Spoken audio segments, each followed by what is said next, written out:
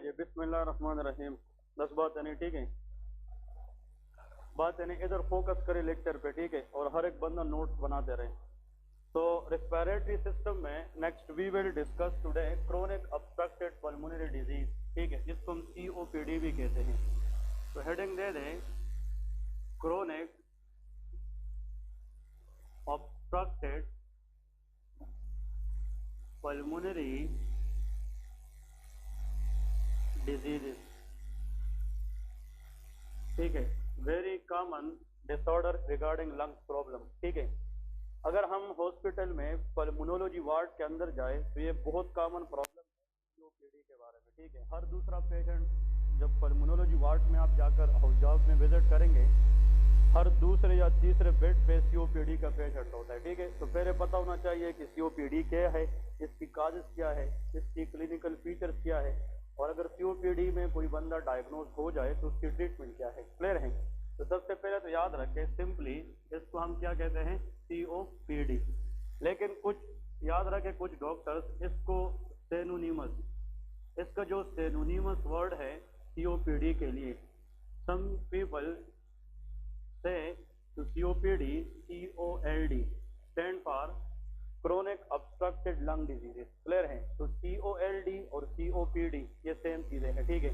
अगर COLD ना आ जाए एग्जाम के अंदर तो कभी कभार इसको लोग COAD भी कहते हैं, chronic obstructed airway diseases. Clear है?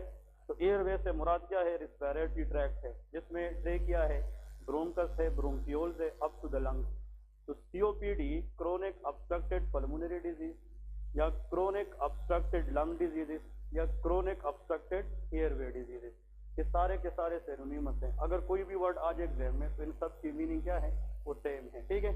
अब इसकी डेफिनेशन लिखते हैं कि COPD का मतलब क्या है। तो डेफिनेशन में लिखे, a group of disorders, a group of disorders characterized by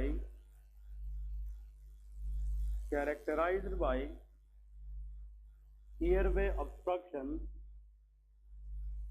airway obstruction leading to difficulty in breathing। Clear है? That is called COPD। नाम से पता चलता है कि ये वो ग्रुप ऑफ डिसऑर्डर्स है जिसके अंदर एयरवे की ऑब्स्ट्रक्शन होती है, and that airway obstruction leading to difficulty in breathing, सांस लेने में दुश्वारी होता है पेशेंट को, ठीक है। इसमें जितने भी पेशेंट आते हैं वो कहते हैं कि सांस लेने में दुश्वारी है। इसका रीजन ये है कि on the top of that there is airway obstruction, ठीक है जी। अब यहाँ पे पॉइंट याद रखें, वो कंडीशन जिसमें पेशेंट को सांस लेने में डिफिकल्टी हो, difficulty in breathing is known as dyspnea। इसको हम क्या कहते हैं? dyspnea। So the main presenting complaint in COPD patient that is called dyspnea। Clear? और यहाँ पे एक चीज क्लियर हो गई कि जो COPD है ये एक बीमारी नहीं है, ये ग्रुप ऑफ डिसऑर्डर्स है। ये क्या है? Group of disorders. इसके अंदर मुख्तलिफ कंडीशन आ सकती है। आप लोगों ने नाम सुना होगा क्रोनिक ब्रोंकाइटिस। कौन सी कंडीशन? क्रोनिक ब्रोंकाइटिस, जिसमें ब्रोंकस की इन्फ्लेमेशन होती है, एम्फाइसीमा, ये सारे के सारे किसके जुम्रे आते हैं? COPD। क्लियर है? अब यहाँ पे लेके इसकी जनाब टाइप्स कौन कौन सी हैं COPD में जब हम डिस्कस करेंगे तो उसकी मेन टाइप हम क्या पढ़ेंगे। First of all everybody should know कि COPD के अंदर जो मेन कंडीशन होता है that is called chronic bronchitis. इसको हम क्या कहते हैं? Chronic bronchitis. We will discuss in detail कि क्रोनिक ब्रोंकाइटिस क्या है, इसकी पैथोजेनेसिस क्या है और इसका क्लिनिकल फीचर्स क्या है। और नेक्स्ट है एम्फाइसीमा। क्या होता है? एम्फाइसीमा, ठीक है। कुछ लोग यहाँ पे गलत करते हैं, वो एम्फाइमा लिखते हैं। एम्फाइमा अलग चीज है, एम्फाइसीमा अलग चीज है। Emphysema is a component of COPD, लेकिन जो एम्फाइमा है उसके अंदर लंग्स के इर्द गिर्द पस बन जाती है। क्या बन जाती है? पस बन जाती है। We will discuss that later. तो ये दो पॉइंट्स याद रखें। आप लोग NAB एग्जाम में बैठ जाए, NLE स्टेप 1 में बैठ जाए, तो COPD पे जब भी क्वेश्चन आता है या तो वो क्रोनिक ब्रोंकाइटिस के बारे में पूछते हैं या एम्फाइसीमा के बारे में। इन दोनों को कलेक्टिवली हम क्रोनिक ऑब्स्ट्रक्टेड पल्मोनरी डिजीज कहते हैं, ठीक है। चाहे ये पेशेंट आए या ये पेशेंट आए, दोनों के अंदर डिफिकल्टी इन ब्रीदिंग होती है, तो both these patients are characterized by which complaint?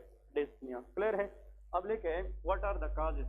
COPD की causes क्या है? किन लोगों के अंदर COPD के चांसेस ज्यादा होते हैं? आप हॉस्पिटल में काम कर रहे हैं या किसी वाइवा में बैठे हैं या एग्जाम में बैठे हैं और सर ने एक पॉइंट पूछा है what is the leading cause of COPD?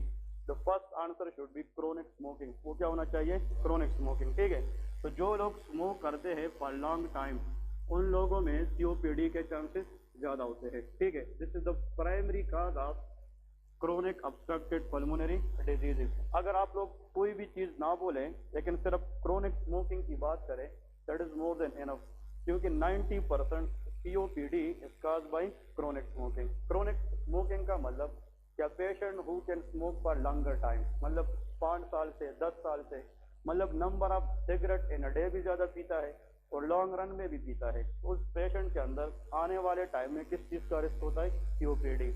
अगर इस स्मोकिंग के साथ साथ पेशेंट की इम्यूनिटी बहुत कमजोर है, that is called poor immunity, तो फिर COPD का रिस्क डबल हो जाता है. क्या हो जाता है? डबल.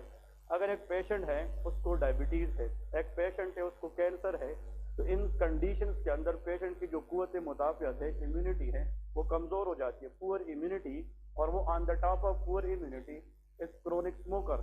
तो फिर इन लोगों में COPD का रिस्क मजीद क्या हो जाता है? ये बढ़ जाता है.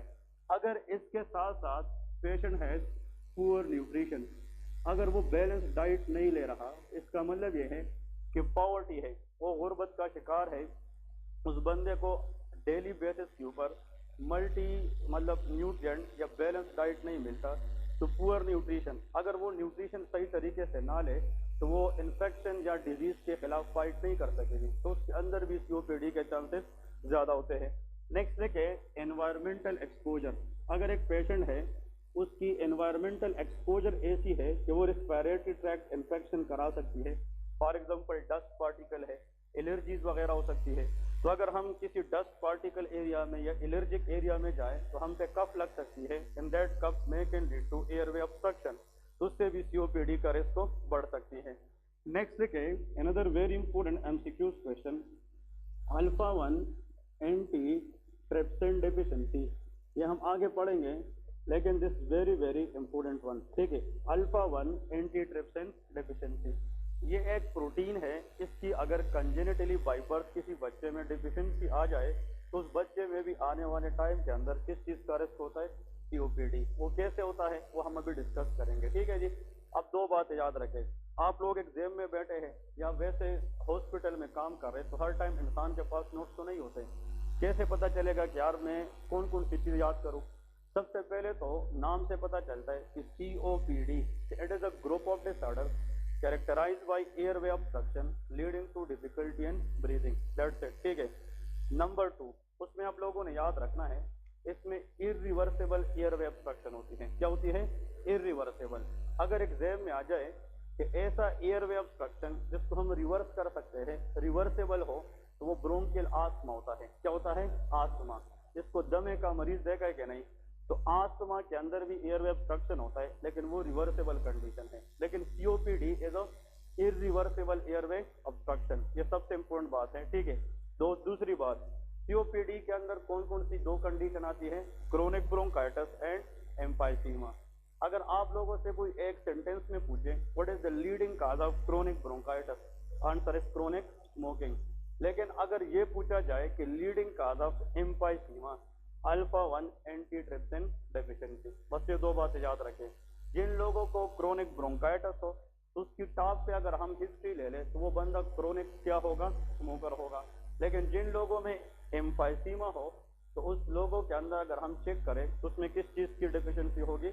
अल्फा 1 एंटी ट्रिप्सिन की डेफिशिएंसी होगी. ठीक है. अब ये हम डिस्कस करेंगे इन दोनों की डेफिशिएंसी से ये प्रॉब्लम किस तरह होती है. ठीक है. अब हम कंपेयर करेंगे, एक साइड पे क्रोनिक ब्रोंकाइटिस लिखेंगे, दूसरे साइड पे एम्फाइसीमा लिखेंगे. तो एक टेबल ड्रा करें और इन दोनों को कंपेयर करेंगे. मतलब COPD को समझना इनडायरेक्टली कितने कंडीशन को समझना है? 2, क्रोनिक ब्रोंकाइटिस एंड एम्फाइसीमा. ठीक है जी. अब यहाँ पे इसमें जो MCQs में लिखूंगा वही हाईलाइट करना है. वो फ्लैग में भी आते हैं, USMLE जैसे एग्जाम में भी आते हैं, और एनएलई में भी आएंगे, ठीक है ना। तो यहाँ पे कुछ एमसीक्यूज है वो आप लोगों ने नोट करने हैं। यहाँ पे लेके क्रोनिक ब्रोंकाइटिस, क्रोनिक ब्रोंकाइटिस, ठीक है।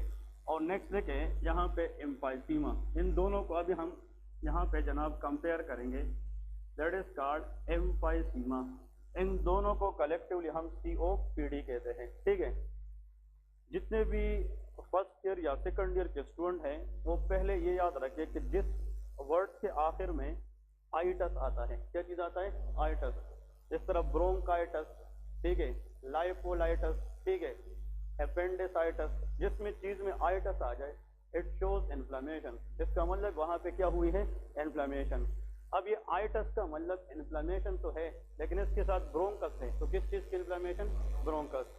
तो inflammation of the bronchus in the airway is known as bronchitis, इसको क्या कहते हैं, ब्रोंकाइटिस। और अगर वो इन्फ्लेमेशन लॉन्ग रन से हो, मतलब उस पर महीने लग जाए, सालों साल लग जाए, तो उसको हम क्या कहते हैं, क्रोनिक कहते हैं। अगर ब्रोंकाइटिस या इन्फ्लेमेशन ऑफ द ब्रोंकस हुई थी लेकिन शॉर्ट टर्म के लिए, वो एक्यूट ब्रोंकाइटिस होता है। क्या होता है, एक्यूट। क्रोनिक का मतलब फ्रॉम लॉन्ग टर्म। क्लियर है कि नहीं, इसमें महीने भी लग सकते हैं, इसमें साल भी लग सकते हैं। आप लोगों से सवाल ये है, anyone in the whole class can define chronic bronchitis, anyone, शाबाश, जिसको आते हैं raise your hand. Inflammation of the bronchus तो ब्रोंकाइटिस है, लेकिन एग्जैक्ट डेफिनेशन इसकी क्या है, क्रोनिक ब्रोंकाइटिस की।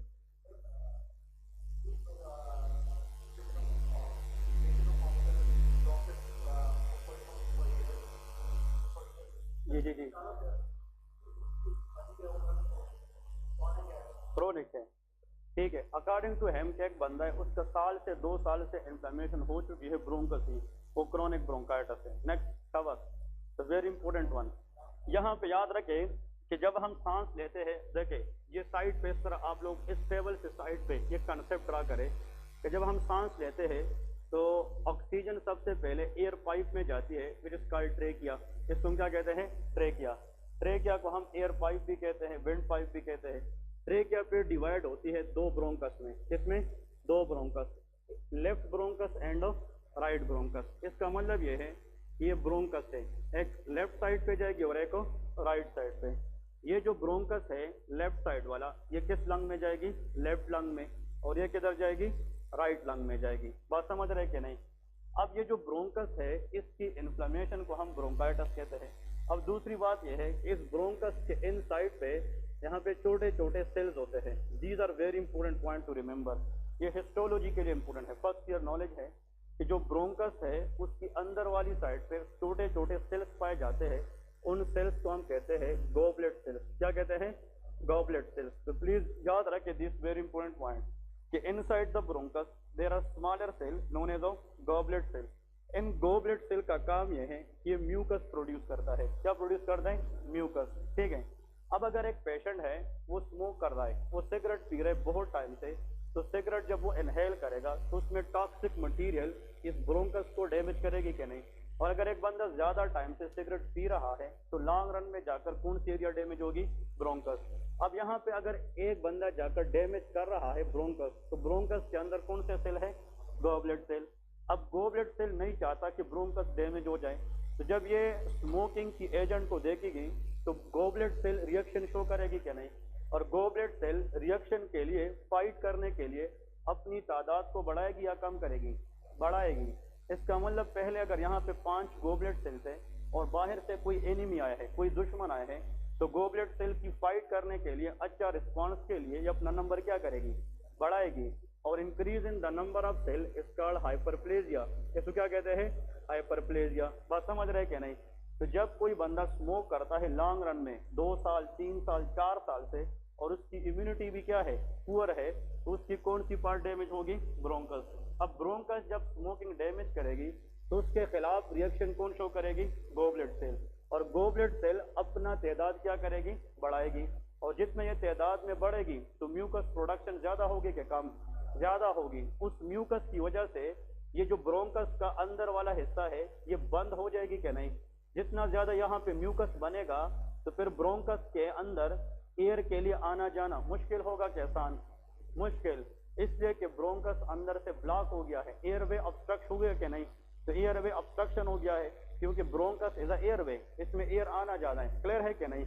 अब जब म्यूकस यहाँ पे ज्यादा देर तक रह जाए तो एयर का आना जाना आसान है कि मुश्किल है? मुश्किल है। तो डिफिकल्टी इन ब्रीदिंग है। क्या है? Difficulty in breathing. तो ये बंदा क्या करेगा, इस पे कांसी लग जाएगी, कफ लग जाएगी, और जब ये कांसी करेगा, जोर से कफ करेगा, तो उसमें ये जो म्यूकस प्रोड्यूस हुआ है ये बाहर निकलेगा कि नहीं?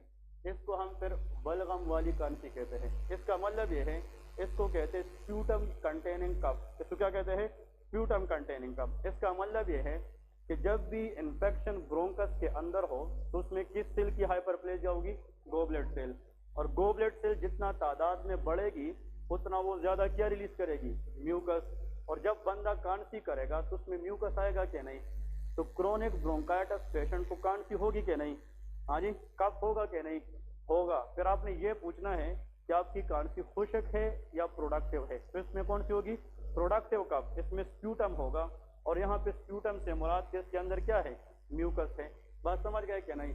अगर एक पेशेंट में 3 महीने से, ये बात जहन में बैठा ले, कितने महीने से? 3 महीने से उसको कंटिन्यूअसली प्रोडक्टिव कफ है। बंदा कह रहा है कि वो 3 महीने से कांसी में है, और उस जब भी कांसी करते हैं तो उसमें बलगम होते, स्पूटम होता है, लेकिन वो कंजेक्टिव 2 साल से है। कितने साल से? 2 साल से। 2020 में उसको जनवरी, फरवरी, मार्च इन 3 महीनों में कफ हुआ था, और वही 3 महीनों में कफ उसको नेक्स्ट ईयर भी हो जाए। बात समझ रहे कि नहीं? इसका मतलब कि साल के अंदर कितने महीने? 3 महीने। कितने सालों के लिए? 2 साल। अब सुन ले, a condition in which there is consecutive 3 month productive cough for consecutive 2 years, then it will be known as a chronic bronchitis। इसको chronic bronchitis कहते हैं। समझ गए कि नहीं? कि साल में 3 महीनों के लिए अगर consecutive 2 साल में productive cough हो जाए और उस बंदे में स्मोकिंग की हिस्ट्री हो तो हम समझ लेंगे इस बंदे को क्या है? chronic bronchitis है। तो यहाँ पे लेके MCQs, यहाँ पे डेफिनेशन क्या है? शाबाश, ये डेफिनेशन जिसने सीख ली, chronic bronchitis आसान हो जाएगा। क्रोनिक ब्रोंकाइटिस का मतलब यह है कि inflammation of the bronchus for longer time. अब लॉन्गर टाइम का एक लिमिट है, ऐसा नहीं कि 10 साल 15 साल, वो भी तो लॉन्ग टाइम है। नहीं, क्रोनिक ब्रोंकाइटिस के लोग वो होते हैं जिसमें साल के अंदर कितने महीने कफ होगा?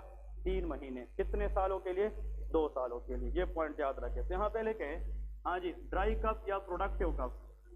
प्रोडक्टिव कफ, हाँ जी, फॉर, हाँ जी, continuous 3 months in a consecutive 2 years। तो आप लोग जहां पे भी जाकर बुक उठाकर पढ़ेंगे तो उसमें यह डेफिनेशन लिखा है कि अगर एक बंदे को साल में 3 महीने प्रोडक्टिव कफ है और कंजेक्टिव कितने सालों में? 2 सालों में, तो उसको हम क्या कहेंगे? क्रोनिक ब्रोंकाइटिस कहेंगे। क्लियर है? अब नेक्स्ट आते हैं, इधर देखिए, ये लंग्स है, ठीक है। For example these are lungs. Lungs का काम क्या है? गैसियस एक्सचेंज है, ऑक्सीजन का ब्लड को देना और ब्लड से कार्बन डाइऑक्साइड देना। क्लियर है कि नहीं? इनहेल हम ऑक्सीजन करते हैं, एक्सहेल हम कार्बन डाइऑक्साइड करते हैं। अब आप लोग को ये पता होना चाहिए कि लंग्स के अंदर जो सेल्स पड़े हैं, दीज आर कॉल्ड एल्व्यूलाई। इसको क्या कहते हैं? एल्व्यूलाई। क्या कहते हैं इसको? एल्व्यूलाई। अगर आप लोगों को मैं ये बताऊं कि जोर से सांस खींचते, जब हम जोर से सांस खींचते हैं तो ऑक्सीजन की जो एंट्री है वो ज्यादा होगी कि कम? ज्यादा होगी। तो उसके लिए एल्व्यूलाई का साइज बढ़ना चाहिए कि नहीं? बढ़ना चाहिए। जितना एल्व्यूलाई ज्यादा रिलैक्स होगी उतना मैक्सिमम ऑक्सीजन आएगी और उतना मैक्सिमम कार्बन डाइऑक्साइड हम बाहर निकालेंगे। बात समझ गए कि नहीं? अब सुन ले, ये जो हाथ है ये एल्व्यूलाई है, आप उसमें ऑक्सीजन डालेंगे तो उसका जो साइज है वो बढ़नी चाहिए कि कम होनी चाहिए? बढ़नी चाहिए। Relaxation of alveoli in the lungs is called compliance. ये भी MCQ आता है। इसको हम क्या कहते हैं? कंप्लायंस कहते हैं। कंप्लायंस का मतलब रिलैक्सेशन है। अगर एल्व्यूलाई को हम बियॉन्ड द लिमिट रिलैक्स करें ताकि उसमें हम मैक्सिमम क्या डाल सके? ऑक्सीजन। ऐसे प्रॉपर्टी को क्या कहते हैं? कंप्लायंस। अब देखिए, ये एल्व्यूलाई है, अब ये कौन सी चीज कर रही है? रिलैक्सेशन या कंट्रैक्शन? तो ये क्या है? कंप्लायंस है। अब एल्व्यूलाई का दोबारा अपनी पोजीशन पे आना, इसको इलास्टिक रिकॉइलिंग कहते हैं। क्या कहते हैं? Elastic recoiling. तो एल्व्यूलाई का रिलैक्स होना ये कंप्लायंस है, लेकिन इसका दोबारा अपनी हालत में आना इलास्टिक रिकॉइलिंग है। क्लियर है कि नहीं? फिजियोलॉजी क्या कहती है कि हर एक चीज का एक लिमिट होता है। क्या होता है? एक लिमिट होता है। अब सुन ले, MCQs ये हैं कि अगर ये एल्व्यूलाई, सुन ले, एक एल्व्यूलाई है इस तरह, अब मैं कहता हूँ कि यार ये मैक्सिमम इतना अगर रिलैक्स करें तो ये दोबारा फिर क्या कर सकेगी, कंट्रैक्ट कर सकेगी। लेकिन अगर एल्वियोलाई इतनी जनाब फैल जाए, इसकी कंप्लायंस बहुत ज़्यादा बढ़ जाए, तो एक लिमिट आएगा कि इसके बाद दोबारा वो अपनी पोजीशन पे नहीं आ सकेगी। तो हम कहेंगे कि इस एल्वियोलाई का कंप्लायंस मसला है या इलास्टिक रिकॉइलिंग, इलास्टिक रिकॉइलिंग का, क्योंकि कंप्लायंस तो रिलैक्सेशन है, रिलैक्स तो वो ज्यादा हुई है लेकिन अब वो दोबारा कंट्रैक्ट नहीं हो रही, और दोबारा कंट्रैक्शन को क्या कहते हैं, इलास्टिक रिकॉइलिंग। स्प्रिंग ले ले, स्प्रिंग, स्प्रिंग को आप खींचे एक लिमिट तक और उसको छोड़े तो वो दोबारा अपनी पोजीशन पे आएगी कि नहीं, लेकिन उस लिमिट को अगर आप क्रॉस करें तो आया वो दोबारा आएगा, नहीं आएगा। स्प्रिंग को खींचना ये कंप्लायंस है, और स्प्रिंग का अपनी हालत में वापस आना ये इलास्टिक रिकॉइलिंग है। ऐसी डिजीज लंग्स के अंदर जिसमें एल्वियोलाई बियॉन्ड द लिमिट क्या हो जाए, रिलैक्स हो जाए, और वो दोबारा क्या ना कर सके, इलास्टिक रिकॉइल ना कर सके, ऐसी डिजीज को हम एम्फाइसीमा कहते हैं। क्लियर है कि नहीं? एमसीक्यूज में ये आता है कि एम्फाइसीमा के अंदर एल्वियोलाई का कंप्लायंस इशू होता है कि इलास्टिक रिकॉइलिंग, इलास्टिक रिकॉइलिंग का इशू होता है। बात समझ गए कि नहीं? यहाँ पे लेके अ कंडीशन, इसमें मेन पॉइंट ये है, a condition in which there is, हाँ जी, देयर इज लॉस ऑफ, बताए, इलास्टिक रिकॉइलिंग। ये वो कंडीशन है जिसमें एल्वियोलाई के अंदर कौन सी चीज खराब हो जाती है, इलास्टिक रिकॉइलिंग खराब हो जाती है, और एल्वियोलाई बियॉन्ड द लिमिट तो फैल जाती है लेकिन वो दोबारा क्या नहीं कर सकती, कंट्रैक्ट नहीं कर सकती। ठीक है जी, अब दो बातें याद रखें, शाबाश। पॉइंट ये है कि अगर हम नोज से स्टार्ट करें, नोज के बाद लेरिंग्स है, लेरिंग्स के बाद ट्रेकिया है, ट्रेकिया के बाद ब्रोंकस है, फिर ब्रोंकस लंग्स में जाती है। जो क्रोनिक ब्रोंकाइटिस है ये लंग का मसला है कि ब्रोंकस का, ब्रोंकस ये एयरवे का मसला है, लेकिन एम्फाइसीमा ये किसका मसला है, ये लंग का मसला है, ये एल्वियोलाई का मसला है। Alveoli do not produce sputum, वो स्पूटम प्रोड्यूस नहीं कर सकती, alveoli do not produce mucus, लेकिन यहाँ पे तो गोबलेट सेल है, bronchus can produce mucus, that is right or not? हम कहते हैं कि ब्रोंकस के अंदर कौन से सेल पाए जाते हैं, और जहां पे गोबलेट सेल्स होते हैं वो म्यूकस पैदा करता है, और वो म्यूकस जब कांसी का हिस्सा बनता है उसको स्प्यूटम कहते हैं। क्या कहते हैं? स्प्यूटम कहते हैं। अब सुन लें, अगर एक बंदे को क्रोनिक ब्रोंकाइटिस है तो उसमें कफ होगी कि नहीं? एम्फाइसीमा पेशेंट में भी क्या होता है, कफ होता है, लेकिन क्रोनिक ब्रोंकाइटिस में कफ के अंदर म्यूकस होगा कि नहीं? तो प्रोडक्टिव कफ होगा। क्या होगा? प्रोडक्टिव। लेकिन एम्फाइसीमा का मसला तो एल्वियोलाई का है, और एल्वियोलाई में गोबलेट सेल नहीं होते, तो इसमें जो कफ होगी वो प्रोडक्टिव के ड्राई, वो ड्राई कफ होगा। तो ऐसा सीओपीडी पेशेंट जिसमें प्रोडक्टिव कफ की हिस्ट्री हो, थिंक अबाउट क्रोनिक ब्रोंकाइटिस, और जिसमें ड्राई कफ की हिस्ट्री हो, थिंक अबाउट एम्फाइसीमा। क्लियर है कि नहीं? ये बहुत इंपॉर्टेंट पॉइंट है। अब एक और पॉइंट की तरफ देखते हैं। ये जो एल्वियोलाई है ये अगर रिलैक्स होना चाहे तो एक लिमिट तक ये जाएगी। अब याद रखें, एल्वियोलाई को रिलैक्स करने में लंग्स के अंदर एक प्रोटीन का काम होता है, दैट इज कॉल्ड ट्रिप्सिन। इसको क्या कहते हैं? ट्रिप्सिन। प्लीज इसको हॉलमार्क करें। ट्रिप्सिन का दूसरा नाम है इलास्टेज। इसको क्या कहते हैं? इलास्टेज। याद रखें, ये जो ट्रिप्सिन है या इलास्टेज एंजाइम है, ये कोशिश करता है कि ये इलास्टिसिटी को बढ़ाए। ये क्या करता है? एल्वियोलाई को रिलैक्स करने की कोशिश करता है, लेकिन ये सोचता है कि अगर एल्वियोलाई की लिमिट ये है तो ये बियॉन्ड द लिमिट इसको लेने की कोशिश करता है। लेकिन अल्लाह ने लंग्स के अंदर एक और प्रोटीन भी रखा है जिसका नाम अल्फा 1 एंटीट्रिप्सिन है। इसका नाम क्या है? Alpha 1 antitrypsin. एंटी का मतलब क्या है? खिलाफ, अपोजिट। इसका मतलब कि जो एंटीट्रिप्सिन है ये किसके खिलाफ काम करता है? ट्रिप्सिन। ट्रिप्सिन का कोशिश ये है कि मैं एल्वियोलाई को ज्यादा रिलैक्स करूं, लेकिन ये उसको होने नहीं देता। तो जिन लोगों में अल्फा 1 एंटीट्रिप्सिन की डिफिशिएंसी हो तो उसमें फिर ये एंजाइम अगर नहीं है तो फिर इसका काम तो बढ़ जाएगा, और जब इसका काम बढ़ेगा तो alveoli beyond the limit relax होगी कि नहीं? तो इस कंडीशन को क्या कहेंगे? एम्फाइसीमा। इसलिए काज के आखिर में देखे alpha 1 antitrypsin deficiency is the most common cause of emphysema. ये एमसीक्यूज आते हैं, ठीक है ना? इस तरह आप लोगों ने याद रखना है। अब यहाँ पे दो चीजें याद रखें, इसमें यहाँ पे नेक्स्ट लिखे, ये तो डेफिनेशन है, नेक्स्ट लिखे लोकेशन। लोकेशन का मतलब ये है कि जो क्रोनिक ब्रोंकाइटिस पेशेंट है इसका मसला कहाँ पे है? पहले के ब्रोंकस। ये किसका मसला है? ब्रोंकस का मसला है, क्योंकि ब्रोंकाइटिस है तो इशू कहाँ पे है? ब्रोंकस। इसकी लोकेशन में लेके एल्वियोलाई, ये कहाँ पे है?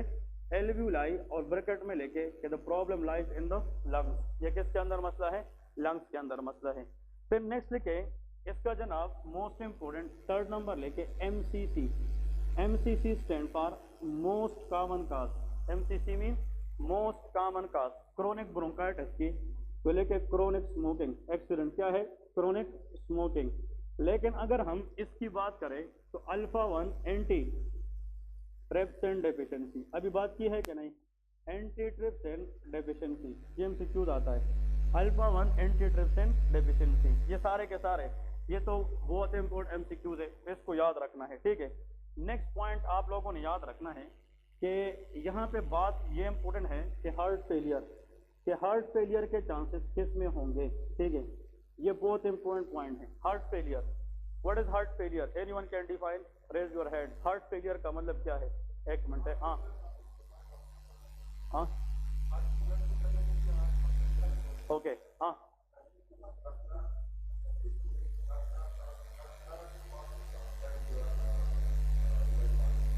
Okay good okay incomplete function. हाँ देखिए आप इस स्टेज पे माशाल्लाह सारे इतने हो गए, कुछ ना कुछ बोल सकते हैं, क्लियर है कि नहीं, इट्स वेरी गुड रिस्पांस, ठीक है। याद रखे एक होते कार्डियक अरेस्ट और एक होते हार्ट फेलियर। अगर हार्ट बिल्कुल काम करना छोड़ दे और बंदा कोलैप्स होकर अनकॉन्शियस हो जाए वो कार्डियक अरेस्ट है। क्या है, कार्डियक अरेस्ट। हार्ट 1 मिनट में कितना ब्लड निकालते, 5 लीटर, कितना, 5 litre. The amount of blood ejected by heart in 1 minute that is 5 litre blood, इसको कार्डियक आउटपुट कहते हैं। क्या कहते हैं, cardiac output. Cardiac is the word for heart, output mean बाहर निकालना। एक पेशेंट है उसकी हार्ट में पंपिंग है, वो पंपिंग तो कर रहा है लेकिन 1 मिनट में वो 5 लीटर से कम ब्लड निकाल रहा है, तो आया वो बॉडी की डिमांड पूरी कर सकेगा? ऐसा कंडीशन जिसमें हार्ट इतना पंप ना कर सके कि वो बॉडी की डिमांड को पूरी करे, उस कंडीशन को क्या कहते हैं, हार्ट फेलियर कहते हैं। तो हार्ट फेलियर में ऐसा नहीं है कि हार्ट काम नहीं कर रहा, हार्ट काम कर रहा है लेकिन नॉर्मल से कम कर रहा है, क्लियर है कि नहीं। अगर इसने 1 मिनट में 5 लीटर ब्लड निकालना था, अब ये 3 लीटर निकालेगा या 2 लीटर निकालेगा।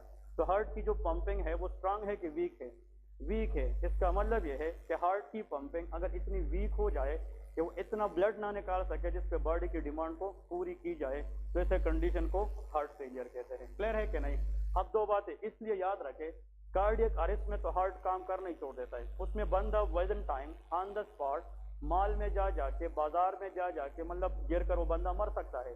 लेकिन हार्ट फेलियर पेशेंट 10 साल 20 साल 30 साल तक जिंदा रह सकता है, क्योंकि कुछ ना कुछ पंपिंग तो हो रही है लेकिन नॉर्मल से क्या हो रही है, कम हो रही है, क्लियर है कि नहीं। अब एक पॉइंट याद रखें, जिन लोगों को क्या हो, क्रोनिक ब्रोंकाइटिस, और इन लोगों को अगर हम ट्रीट ना करें तो इन लोगों में एज अ कॉम्प्लिकेशन जाकर क्या हो सकता है, हार्ट फेलियर। यहाँ पे लेके present, heart failure is present in case of chronic bronchitis, ये बहुत इंपॉर्टेंट MCQ है। लेकिन जिन लोगों को क्या हो, एम्फाइसीमा, उनमें हार्ट फेलियर नहीं हो सकता, ये बहुत इंपॉर्टेंट है। तो यहाँ पे लेके एब्सेंट।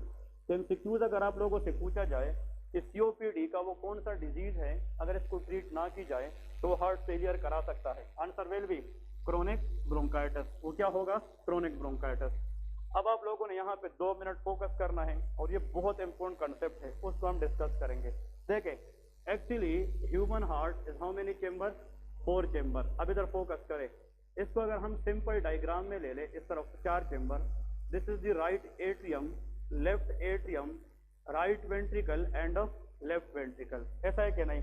और हार्ट का जो पंपिंग चेंबर है वो लेफ्ट वेंट्रिकल है, क्या है, लेफ्ट वेंट्रिकल। अब इधर देखें, यहाँ पे नीचे आके इस साइड पे इस तरफ फॉर एग्जांपल ये लंग्स पड़े हैं, क्या पड़े हैं, लंग्स। इधर फोकस करें, ये कौन सा वेंट्रिकल है, राइट। इस राइट वेंट्रिकल से पल्मोनरी आर्टरीज निकलती है और वो लंग्स में जाती है, किधर जाती है, लंग्स में जाती है, बात समझ रहे हैं क्या नहीं। तो यहाँ पे pulmonary artery goes toward the lungs, ये लंग्स में जाती है, और फिर लंग्स से पल्मोनरी वेन लेफ्ट एट्रियम में जाती है, ये क्या होते हैं, पल्मोनरी वेन, ठीक है। अब यहाँ पे point to be noted, very important one, question ये है कि जब भी क्रोनिक ब्रोंकाइटिस होता है, क्या होता है, क्रोनिक ब्रोंकाइटिस, इसका मतलब ये है, अगर इसको हम थोड़ा सा जनाब एलाबोरेट करें, ये ट्रेकिया है फॉर एग्जांपल, और ट्रेकिया फिर डिवाइड होती है किस चीज में, bronchus, left and right bronchus, और ये अपने अपने लंग्स में जाती है क्या नहीं। फॉर एग्जांपल ये सर लंग्स में जाएगी, अब ये पल्मोनरी आर्टरी है, ठीक है, और ये सारा पल्मोनरी वेन है। क्लियर है कि नहीं? क्रोनिक ब्रोंकाइटिस बंदे का जो मसला है वो लंग्स का है या ब्रोंकस का है? ये ब्रोंकस का है। अब सुन ले, यहाँ पे ब्रोंकस के अंदर इन्फ्लेमेशन है, म्यूकस प्रोडक्शन ज्यादा होगा कि कम? और वो म्यूकस अंदर से इस ब्रोंकस को ब्लॉक करेगा कि नहीं? इसको ब्लॉक करेगा। और इसे क्यों याद रखें, जब ये इसको ब्लॉक करेगा तो ऑक्सीजन का आना लंग्स तक ये कम होगा कि ज्यादा? कम, क्योंकि जब रास्ता बंद हो जाए तो उसमें तो ऑक्सीजन का जाना मुश्किल हो जाएगा। तो क्रोनिक ब्रोंकाइटिस पेशेंट में यहाँ पे लंग्स को ऑक्सीजन ज्यादा मिलेगी कि कम? कम मिलेगी। तो याद रखे, decrease oxygen is called hypoxia. इसको क्या कहते हैं? हाइपोक्सिया। ऑक्सीजन की मिकदार क्या होगी? कम हो जाएगी, क्योंकि ब्रोंकस अंदर से बंद है, ब्लॉक है। अब सुन ले, ये ना लेके आप लोग बिल्कुल कुछ ना लेके, मैं 2 मिनट टाइम दूंगा, पहले इस कंसेप्ट को देख ले कि हम क्या कहने जा रहे हैं। ब्रोंकस अंदर से ब्लॉक है क्योंकि म्यूकस प्रोडक्शन ज्यादा है, तो एयर का आना मुश्किल हो गया। बाहर से जो ऑक्सीजन हम ले रहे थे सांस में, अब वो लंग्स को ज्यादा मिलेगा कि कम मिलेगा? कम मिलेगा। Decrease oxygen is called hypoxia. MCQs ये है कि जब लंग्स को ऑक्सीजन की मिकदार क्या हो जाए? कम, डिक्रीज हो जाए, ये जो पल्मोनरी आर्टरी है इसमें चेंज आती है और वो अंदर से कंस्ट्रक्ट हो जाती है। क्या हो जाती है? कंस्ट्रक्ट। तो hypoxia can cause pulmonary artery vasoconstriction. ये क्या कराती है? Pulmonary vasoconstriction. तो आप लोग अभी लिखे ना, जब ऑक्सीजन की मिकदार कम हो जाए तो पल्मोनरी वेजो क्या होगी? कंस्ट्रक्शन। वेजो मीन वेसल और कंस्ट्रक्शन मीन नेरो। क्लियर है? अब सुन ले, ये जो पल्मोनरी आर्टरी है ये अंदर से इस तरह नेरो हो जाएगी। ये नेरो वेस क्यों आई है? क्योंकि लंग्स को ऑक्सीजन क्या मिल रही है? कम मिल रही है। तो हाइपोक्सिया की वजह से पल्मोनरी वेजो कंस्ट्रक्शन। पल्मोनरी आर्टरी को ब्लड कहाँ से आ रही थी? Right ventricle. अब राइट वेंट्रिकल जो ब्लड पंप कर रही थी इस आर्टरी के अंदर, पहले से तो आसान बात थी, लेकिन अब वो अंदर से नेरो है और जहां पे एरिया कम पड़ जाए तो उसमें रेजिस्टेंस क्या होगी? ज्यादा। तो राइट वेंट्रिकल को अब ज्यादा पंप करना होगा कि कम? ज्यादा पंप करना होगा, क्योंकि आर्टरी के अंदर प्रेशर क्या है? ज्यादा है, क्योंकि एरिया क्या है? कम है। अब पाइप में जहां पे हम पानी दे रहे हैं, मतलब फूल वगैरह, पानी पाइप के जरिए पाइप को प्रेस करें तो पानी का प्रेशर क्या हो जाता है? ज्यादा, क्योंकि एरिया कम कर देते हैं। क्या कर देते हैं? एरिया कम। तो यहाँ पे एरिया ज्यादा है कि कम? कम है, तो प्रेशर ज्यादा। इसको पल्मोनरी हाइपरटेंशन कहते हैं। क्या कहते हैं? Pulmonary hypertension. और जब आर्टरी के अंदर प्रेशर ज्यादा होगा तो इस राइट वेंट्रिकल को ज्यादा पंप करना होगा कि कम? ज्यादा। और ज्यादा पंप करने के लिए राइट वेंट्रिकल अपना साइज बढ़ाएगी कि कम करेगी? ज्यादा करेगी। इसको हम कहते हैं राइट वेंट्रिकल हाइपरट्रोफी। क्या कहेंगे? Right ventricle hypertrophy. Increase in the size of right ventricle is called right ventricle hypertrophy. और जब ये वेंट्रिकल साइज में बढ़ जाएगा और ये प्रेशर हम कम ना करें, एक वक्त आएगा कि राइट वेंट्रिकल तक जाएगा। क्या हो जाएगा? तक जाएगा, और वो फिर इस आर्टरी के खिलाफ मजीद पंप को नहीं कर सकेगा। और अगर राइट वेंट्रिकल इतना पंप ना करे कि वो ब्लड किधर तक पहुंचाए? लंग्स तक, तो हम कहेंगे कि राइट साइड हार्ट क्या हो गया है? फेल हो गया है। बात समझ गए कि नहीं? तो राइट वेंट्रिकल हाइपरट्रोफी की वजह से, हाँ जी, किस साइड हार्ट फेल होता है? राइट साइड हार्ट फेल हो जाता है। बात समझ गए कि नहीं? लेकिन अब नहीं है, एक दो पॉइंट इसमें जाकर ये बहुत से लोगों से पूछे, very few student know this concept. Clear है? अब देखिए इंपोर्टेंट क्या है। सबसे पहले क्रोनिक ब्रोंकाइटिस पेशेंट में ब्रोंकस अंदर से नेरो होता है, तो ऑक्सीजन का आना लंग्स में क्या है? कम। डिक्रीज ऑक्सीजन की वजह से पल्मोनरी आर्टरी की वेज क्या होती है? कंस्ट्रक्शन। और कंस्ट्रक्शन की वजह से प्रेशर क्या होता है? ज्यादा। तो पल्मोनरी हाइपरटेंशन। और उस हाई प्रेशर के खिलाफ राइट वेंट्रिकल को ज्यादा काम करना होगा, तो अपना साइज क्या करता है? इंक्रीज। तो राइट वेंट्रिकल हाइपरट्रोफी। और जब ज्यादा देर, उस पे साल लग जाए, 2 साल लग जाए, और ये प्रेशर हम कम ना करें, तो कब तक पंप करेगा? एक वक्त आएगा कि अपना काम करना छोड़ देगा। तो हम कहेंगे कि राइट साइड हार्ट का क्या हुआ है? फेल हुआ है। बात समझ गए क्या नहीं? आप लोग को यह भी पता है कि राइट एट्रियम को ऊपर से ब्लड सुपीरियर वीना केवा के जरिए आती है, ये नाम सुने क्या नहीं? और नीचे से इंफीरियर वीना केवा। अगर राइट वेंट्रिकल आगे ब्लड पंप ना करें तो इसके अंदर ब्लड की जो लेवल है वो क्या हो जाएगी? वो बढ़ जाएगा। तो अगर ये बढ़ेगा तो आया ये इससे ब्लड लेगा? नहीं। जब ये बढ़ेगा तो ये बैक प्रेशर इंफीरियर वीना केवा पे डालेगा कि नहीं? और जब इंफीरियर वीना केवा पे प्रेशर आएगा तो पेट के अंदर ब्लड की रिटेंशन क्या होगी? ज्यादा। तो फिर हम कहते हैं गाँव के अंदर या आम लोगों में, यार फलाने बंदे के पेट में एक्सेस पानी हुआ है। इसका मतलब यह है कि बैक प्रेशर की वजह से उसको एडीमा हुआ है। क्या हुआ है? एडीमा हुआ है। क्लियर है कि नहीं? अब एक पॉइंट याद रखें, ये तो जनाब क्रोनिक ब्रोंकाइटिस। अब देखें एम्फाइसीमा का मतलब ब्रोंकस में है कि लंग्स में? इसमें तो ब्रोंकस का इशू नहीं है। तो इस बंदे के अंदर सिर्फ जो है मसला ये है कि एल्वियोलाई बियॉन्ड द लिमिट क्या हुई है, रिलैक्स हुई है। ऐसा है कि नहीं? अब इधर फोकस करें तो समझ आएगी। इस बंदे में ऑक्सीजन लेने का मसला है, हाँ जी, रास्ता ठीक है कि नहीं, ट्रेकिया भी सही है, ब्रोंकस भी सही है। तो ये बंदा जब ऑक्सीजन लेगा तो उसको कोई इशू नहीं होगी, ऑक्सीजन तो ज्यादा आएगा, लेकिन कार्बन डाइऑक्साइड निकालने के लिए इसका जो एल्वियोलाई है उसमें क्या नहीं है, इलास्टिक रिक्वायरिंग नहीं है। तो एम्फाइसीमा बंदे में ऑक्सीजन लेने का मसला है या कार्बन डाइऑक्साइड छोड़ने का? कार्बन डाइऑक्साइड छोड़ने का मसला है। इसलिए हम कहते हैं एम्फाइसीमा बंदे में कार्बन डाइऑक्साइड रिटेंशन होती है। क्या होती है? Carbon dioxide retention in the lungs. Clear है? क्योंकि एल्वियोलाई दोबारा क्या नहीं कर रही है, हाँ जी, कॉन्ट्रैक्ट नहीं कर रही है। तो इस बंदे में ऑक्सीजन की आना ये नॉर्मल है कि एबनॉर्मल? नॉर्मल है। तो इसमें हाइपोक्सिया है, हाँ जी, नो। जब हाइपोक्सिया नहीं है तो पल्मोनरी आर्टरी कंस्ट्रक्शन नहीं होगी। जब ये कंट्रैक्ट नहीं होगी तो इस पे जोर बढ़ेगा नहीं बढ़ेगा, तो राइट साइड को कुछ भी नहीं होगा। तो एम्फाइसीमा में अगर हम ट्रीट ना भी करें तो उसमें हार्ट फेलियर नहीं हो सकता, क्योंकि इसमें एयर आने का मसला नहीं है। लेकिन क्रोनिक ब्रोंकाइटिस पेशेंट अगर ट्रीट ना करे तो उसमें बाद में जाकर राइट साइड क्या हो सकता है, फेल हो सकता है। अब समझ गए कि नहीं? अब एक एमसीक्यू याद रखे, अगर लंग्स के किसी डिजीज ने जाकर किस साइड को फेल किया, राइट साइड हार्ट, तो उस पूरे मैकेनिज्म को एक नाम देते हैं, इसको हम कहते हैं कारपल्मोनेल। इसको क्या कहते हैं? कारपल्मोनेल। समझ गए कि नहीं? Cor pulmonale is a condition in which there is right side heart failure due to respiratory problem. Clear है कि नहीं? इधर एक आखिर लास्ट वन, ये कौन सा एट्रियम है? Left atrium. ये ब्लड देगा लेफ्ट वेंट्रिकल को। किधर को? Left ventricle. तो यहाँ पे एक वाल्व है, उसका नाम है बाइकस्पिड वाल्व। कौन सा है? Bicuspid valve. ये नाम सुना है कि नहीं? अगर ये बाइकस्पिड वाल्व ब्लॉक है तो लेफ्ट एट्रियम ब्लड दे सकेगा? हाँ जी। बाइकस्पिड वाल्व अगर ब्लॉक है तो लेफ्ट एट्रियम आगे ब्लड नहीं देगा, तो लेफ्ट एट्रियम पे प्रेशर क्या होगा, ज्यादा, और ये प्रेशर पल्मोनरी वेन पे आएगा कि नहीं? और पल्मोनरी वेन ये प्रेशर किस पे लगाएगा? लंग्स पे, और लंग्स ये प्रेशर राइट साइड पे लगाएगा कि नहीं? इसका मतलब कि अगर लेफ्ट साइड में कोई मसला हो तो लंग्स के जरिए जाकर ये भी किसको फेल कर सकता है, राइट साइड। लेकिन उसको हम कारपल्मोनेल नहीं कहते। कारपल्मोनेल वो है जिसमें लेफ्ट साइड का कोई इशू ना हो, मसला ब्रोंकस से स्टार्ट हो जाए और वो किसको फेल करे, राइट साइड को फेल करे। क्लियर है कि नहीं? तो अगर respiratory problem right side heart को फेल करे तो उस कंसेप्ट को क्या कहेंगे, कारपल्मोनेल कहेंगे। क्लियर है? ये लिख ले शाबाश, ये वाला लिख ले, ये कंसेप्ट लिख ले, ये बहुत इंपोर्टेंट है और ये बार बार एग्जाम इधर पूछता है कि कारपल्मोनेल किस में होता है, तो क्रोनिक ब्रोंकाइटिस में होता है, एम्फाइसीमा में नहीं होता। ठीक है जी। इसमें दो तीन चीजें मजीद बाकी है, वो भी डिस्कस करते हैं। पहले शाबाश ये लिख लें।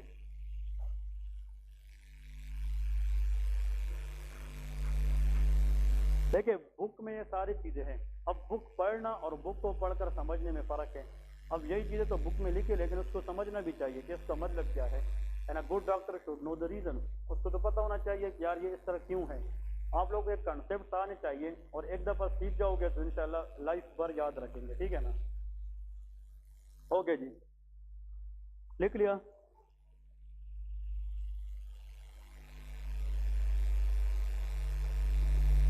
लिख लिया? ये वाला इधर तक लिखा है? ओके, इधर देखिए, इसके बाद यहाँ पे दो चीजें याद रखना है कि उसमें जो मेन पॉइंट है वो जनाब ये है, यहाँ पे लिखे जनाब जो क्रोनिक ब्रोंकाइटिस पेशेंट होता है उसका जनाब वेट गेन होता है। क्या होता है? Weight gain.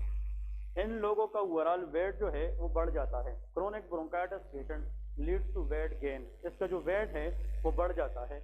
लेकिन एम्फाइसीमा लोगों में वेट क्या होता है, लॉस होता है। क्लियर है? इसका मतलब ये लोग लीन एंड थिन होते हैं, ये ओबीज लोग होते हैं। क्लियर है कि नहीं? Anyone in the whole class can tell me why weight is gain? इसका रीजन कौन बता सकता है? वेट गेन क्यों होता है मैं बताता हूँ। देखें यहाँ पे वेट गेन का मतलब ज्यादा फूड का आना ये भी नहीं है, वेट गेन का मतलब एक्सेस फैट का होना ये भी नहीं है। तो आप लोग के ख्याल में इन लोगों में वेट गेन क्यों होता है, ये भी एग्जाम में पूछा जाता है। Why weight is gain? हाँ हाँ, accident, this is the answer. इन लोगों में एडीमा होता है, बैक प्रेशर की वजह से जाकर पूरी बॉडी में एडीमा होता है, और एडीमा इज अ फ्लूइड। और excess speed in the body increase the weight of the body. Clear है? तो the reason behind weight gain in chronic bronchitis that is oedema, very important one. Next देखिए another very important MCQs question, chronic bronchitis patient को blue bloaters कहते हैं। Blue bloaters क्या कहते हैं? Blue bloaters patient. ठीक है, याद रखें, अगर आप लोग को हॉस्पिटल में कोई ये कहे यार that patient having blue blotter, तो ब्लू ब्लोटर का मतलब समझ जाइए इसमें क्रोनिक क्या है? ब्रोंकाइटिस है।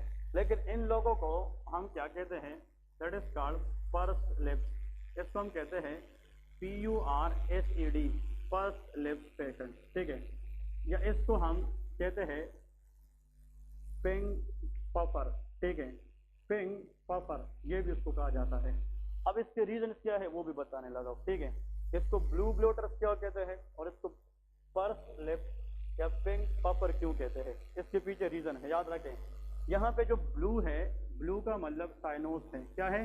साइनोस। ये नाम सुना है कि नहीं? साइनोस बंदा ब्लू नजर आता है, इसका मतलब यह है कि उसमें कार्बन डाइऑक्साइड का लेवल क्या है? ज्यादा है। क्लियर है? यहाँ पे ब्लोटर का मतलब होता है एडिमेटस बंदा जिसका वेट क्या हो? ज्यादा, जिसमें फ्लूइड आ जाए। एडिमेटस पेशेंट को ब्लोटर कहते हैं, मतलब हैवी पेशेंट, ब्लोटर। क्लियर है कि नहीं?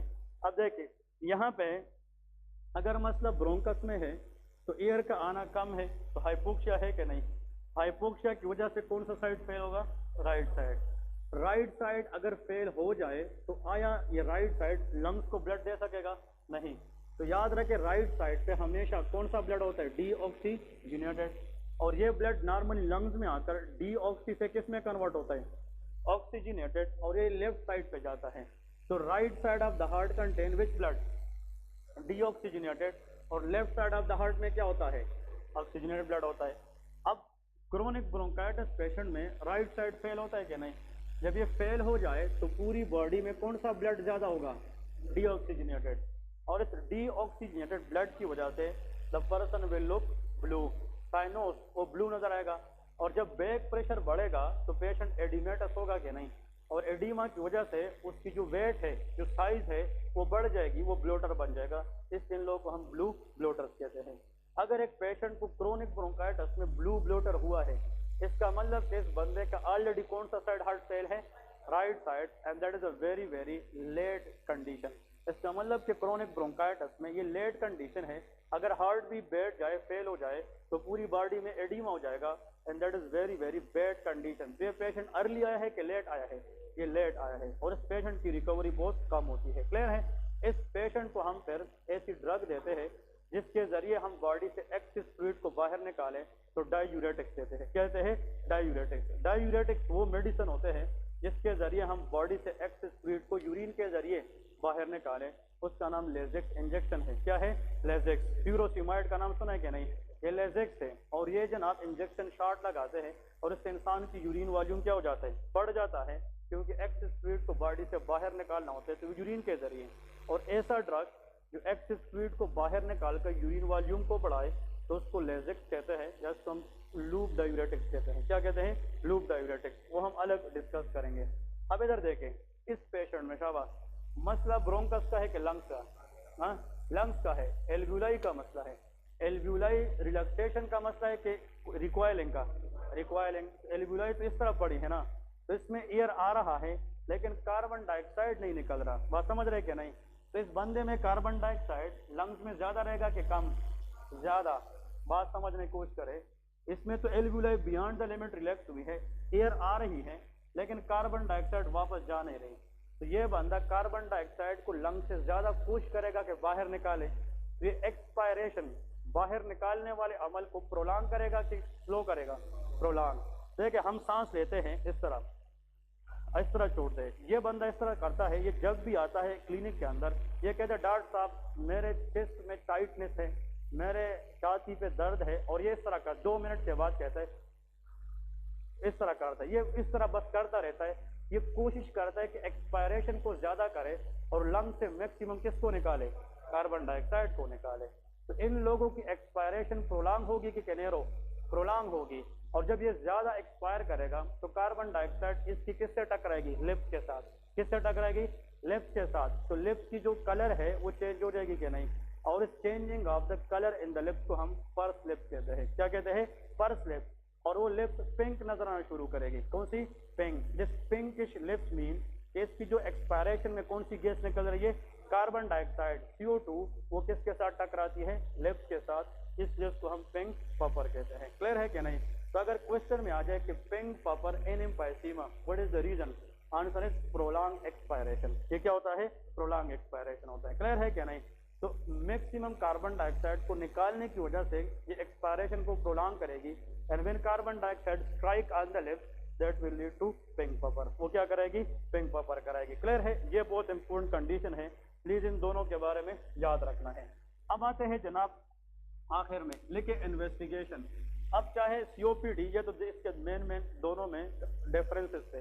अब यहाँ पे लिखे इन्वेस्टिगेशन। इन्वेस्टिगेशन में याद रखे हम एक टेस्ट करते हैं जिसका नाम है स्पायरोमेट्री। इसको क्या कहते हैं? स्पायरोमेट्री। ये हॉस्पिटल के अंदर एक टेस्ट कराया जाता है। यार एटलीस्ट इतना पता होना चाहिए कि जिसको सांस का मसला हो और वो हम अस्पताल ले जाए तो उसके अंदर एक टेस्ट कराई जाती है जिसका नाम क्या है? स्पायरोमेट्री।